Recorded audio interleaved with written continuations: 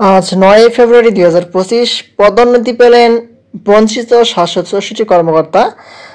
আজকের সর্বশেষ আপডেট, পদোন্নতি পাইলেন আজকে ৭৬৪ কর্মকর্তা সারা দেশে। এখানে কারা পদোন্নতি পাচ্ছেন এবং পেলেন তাদের এখানে বিস্তারিত কী বলা হয়েছে আপনাদের মাঝে জানিয়ে দেওয়ার চেষ্টা করব। আশা করি ভিডিওটি মনোযোগ সহকারে শেষ পর্যন্ত দেখার চেষ্টা করবেন।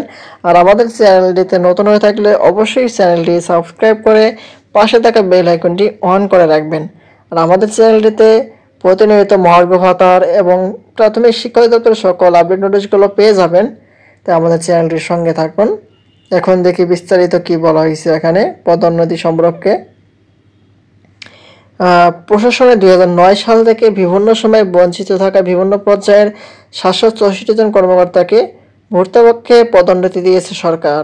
এদের সচিব পদে ১১৯ জন, অতিরিক্ত সচিব পদে ৫২৮ জন, গ্রেড ১ পদে ৪১ জন, যুগ্ম সচিব পদে ৭২ জন এবং উপসচিব পদে ৪ জনকে পদোন্নতি দেওয়া হয়েছে। রবিবার জনপ্রশাসন মন্ত্রণালয় থেকে এ সংক্রান্ত পৃথক আদেশ জারি করা হয়েছে।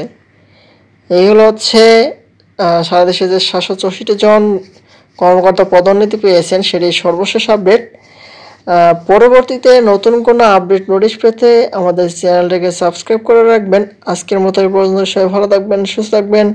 ধন্যবাদ সবাইকে। আসসালামু আলাইকুম।